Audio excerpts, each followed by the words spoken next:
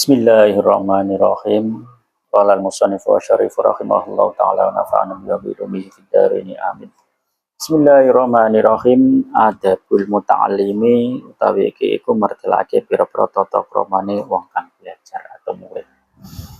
Kalau di pertemuan sebelumnya kita membahas tentang tata krama atau akhlaknya seorang guru ya, yang harus memiliki seorang guru, seorang pendidik. Di bab berikutnya kita bicarakan tentang tata krama atau adabnya seorang murid. Ilmu ta'alimi iku kedue wong kang belajar adabun utawi pira-pira tata krama.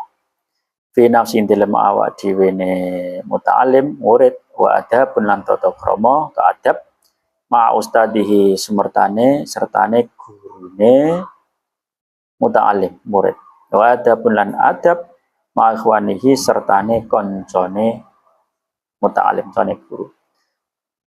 Jadi seorang murid itu ada akhlak-akhlak yang perlu diperhatikan, ada tata krama, perilaku yang diperhatikan, baik yang berhubungan dengan dirinya, berhubungan dengan gurunya, berhubungan dengan teman-temannya. Itu ada akhlak-akhlaknya tersendiri. Ya, seorang murid harinya bagaimana dirinya ini ya, saya itu seorang murid harus bagaimana. Nah, kemudian kepada guru, akhlak saya kepada seorang guru itu bagaimana? Akhlak saya pada teman-teman sesama muridnya itu seperti apa? Nah, amma adabuh anapun utawi pira-pira tata kramane murid fi nafsi ing dalem awak dhewe ne murid wong kang belajar ya muta'alim fa katsiratun mongko iku akeh minha iku setengah saking katsirah tarkul ujmi utawi ninggal ujub ya minihal ujub wa minalan iku setengah saking katsirah atau adabnya kemang atau utawi andap asor wasitqulan temen liyakuna supaya ana sapa muta'alim mahbuban iku kang den temeni mausukon kang den percaya apa bi kelawan muta'alim.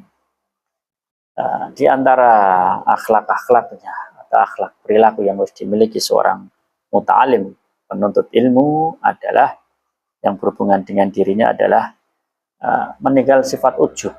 Ujub itu membanggakan dirinya. Membanggakan dirinya. Oh, aku.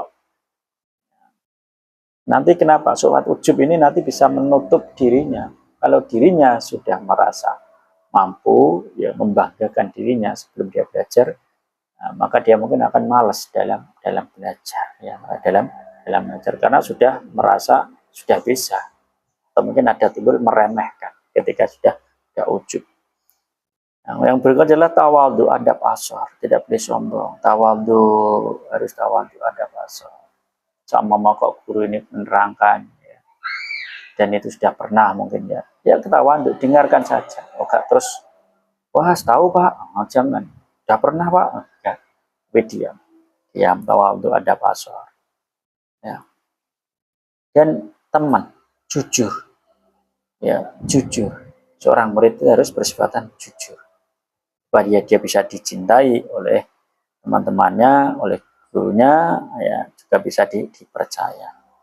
Wa minalan setengah katsirah ayakuna yantono supaya muta'alim wa quran iku wong kang anteng fi misyatihi ing dalam tingkah lumagune muta'alim wa dentur kang ngremake torfau ing peningale muta'alim anin naudhari sangking ningali ilal muharramati maring pira-pira barang kang den haramake. Wa ayyakuna la yanta'ana sungu ta'alim aminan ing wong kang kena dipercaya alama ing atase perkara utia kang den paringake apa mau ing muta'alim minal ilmi sanging ilmu fala yajibu mongko ora kena jawab sapa muta'alim bi ghairi ma kelawan liyane perkara ya'rifu kang weruh sapa muta'alim ing ma. Ya, seorang murid itu harusnya orang yang tenang, curame esrek dewe, tenang, tidak banyak tingkah pola ya ketika belajar gak tenang. Ya, bahwa tidak muharramat, kemudian menjaga pandangan matanya dari perkara-perkara yang haram kan. Ya, jadi perkara yang maksiatan itu pernah diibaratkan seperti kegelapan. Ya. Sedangkan ilmu itu adalah cahaya. Jadi antara kegelapan dan cahaya itu tidak akan bisa berkumpul. Itu ada cerita bahwa Imam Syafi'i itu pernah satu ketika jalan-jalan dia melihat sebuah kemaksiatan, itu ada perempuan membuka betisnya, ya beliau tahu. Ternyata setelah itu beliau sulit menghafalkan dan bilang kepada gurunya Kiai Waqi' syakautu ilaka insya'akhti itu farsyad dan ila tarkil ma'ashi fa inna ilma nurun wa nurul la yuhdalil asyi. Ya. Jadi Imam Syafi'i pernah kemudian bilang kepada Kiai Waqi', kok ngapalno angel? Nah, Kiai Waqi' mengatakan, ya, tinggalkanlah kemaksiatan. Karena sesungguhnya ilmu adalah cahaya. Dan cahayanya Allah, cahaya ini tidak akan diberikan kepada orang yang ahli maksiat. Wa yakuna, ya, seorang murid itu harus orang yang dapat dipercaya. Ya, dapat dipercaya atas apa yang telah diberikan oleh guru kepadanya. Apa itu ilmu? Saya percaya bahwa ilmu itu nanti diamalkan, juga kalau memang ada kesempatan ya disampaikan pada yang lain agar ilmu itu bermanfaat. Ya. Wa amma adabuhu lana utawi pira-pira adab tata kramane murid ma'a ustadi sertane gurune muta'alim famindah mangke setengah saking adab ayat akidah utawi yen to nekotake sapa muta'alim anna fadlahu satune kautamaane guru na ustad akbar luwih gedhe min fadli walidayhi saking kautamane wong tuwa lorone murid alaihi ngatasé ustad li anna krana satemene ustad rabbi ku didik to ngedhe-ngedhe sapa ustad rohau ing rohe muta'alim. Ya.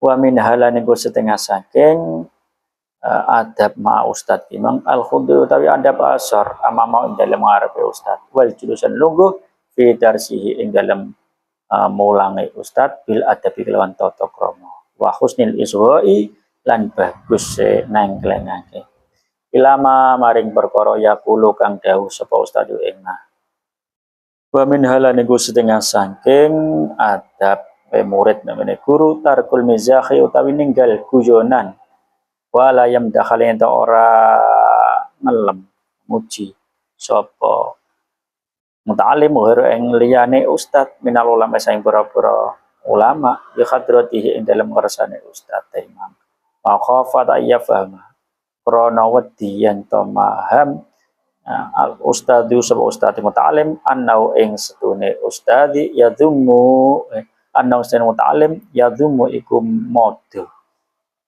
membandingkan modho sapa muta'alim hu ing ustad. Wa minala niku setengah saking adab Allah ya sudah utawi yen to ora nyegahu ing muta'alim al khaya apa isin anisu ali saking takon amma saking perkara layar kang ora weruh sapa muta'alim ing ma.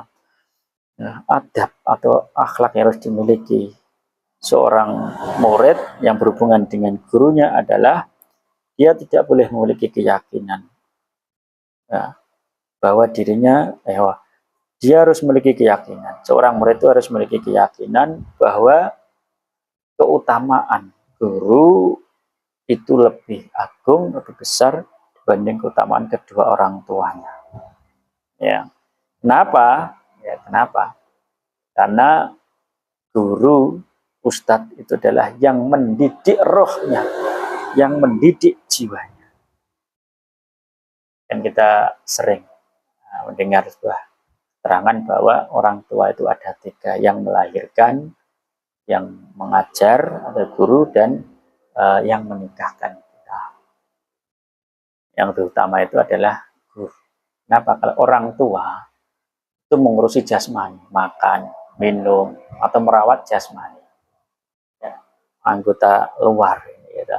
Dan anggota luar ini nanti setelah meninggal, dia akan hancur dimakan cacing, dimakan belatung. Sementara untuk guru, ini mendidik roh. Bagaimana rohnya menjadi baik, jiwanya menjadi jiwa yang baik jiwa yang suci, dan jiwa ini nanti yang abadi menghadap Allah Subhanahu wa taala. Situlah letak kenapa guru lebih utama daripada orang tua. Meskipun ya sama-sama utama, tapi guru itu lebih utama karena guru itu mendidik roh, mendidik jiwa, dan jiwa ini nanti yang acuan kepada Allah Subhanahu wa taala. Sementara jasmani, dohir ini nanti akan hancur ketika kita sudah meninggal. Dan akhlaknya lagi, yaitu adalah harus andap asa, merendahkan dirinya. Seorang murid merendahkan dirinya, jadi seorang murid harus merendahkan dirinya di depan gurunya.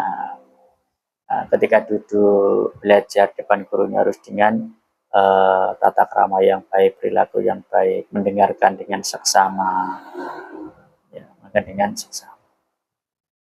Tidak boleh ketika belajar si murid ini kemudian bercanda sendiri, guyon sendiri, ya, rame sendiri, harus didengarkan. Apa yang disampaikan oleh guru harus didengarkan.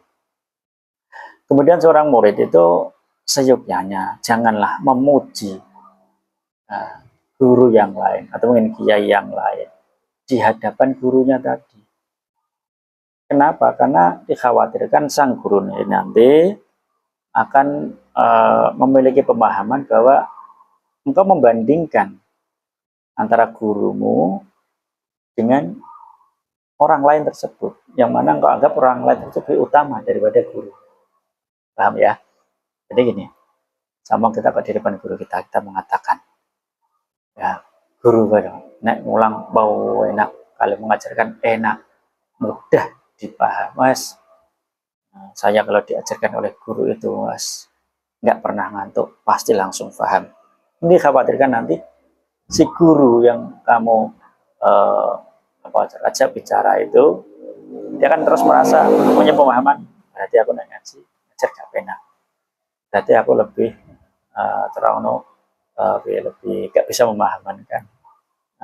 Cek lebih memahami guru yang itu nggak boleh ya. Jadi ketika di depan guru, gurunya jangan memuji-muji guru yang lain atau mungkin ustadz yang lain lah di depan guru kita.